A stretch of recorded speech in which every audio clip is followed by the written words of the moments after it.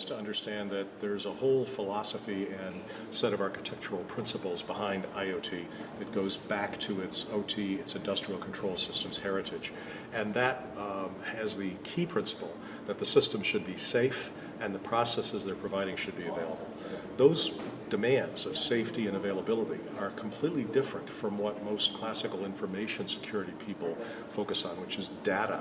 The data should be correct, it should be available, and it shouldn't be disclosed inadvertently.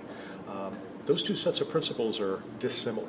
The new stuff, the IoT that we're familiar with today, brings that same set of problems with it. There is still the requirement from the classical ICS domain that the systems fail in a safe fashion and that the services they provide persist, or if they do collapse, they do so in a manner that is elegant and non-disruptive. For IT, just reboot and try it again. You're not going to reboot the power grid. You're not going to reboot information processing technologies in a hospital room. So what we're seeing is as people integrate the ICS and the newer IoT with classical IT, they need to be able to stretch their thinking a bit to include these other requirements.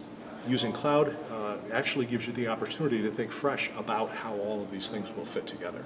So we see a positive synergy in the direction of cloud along with bringing information from the ICS and IoT world.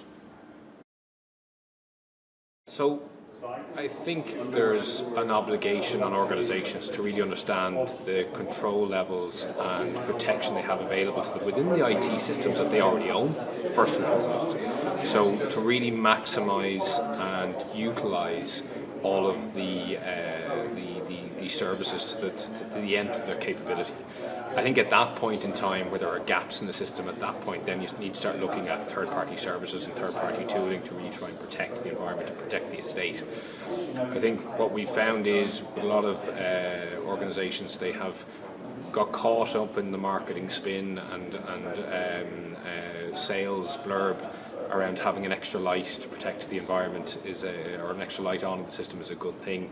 The reality is people have tools sitting in their environment that they just haven't utilised the full element of their capability first and foremost.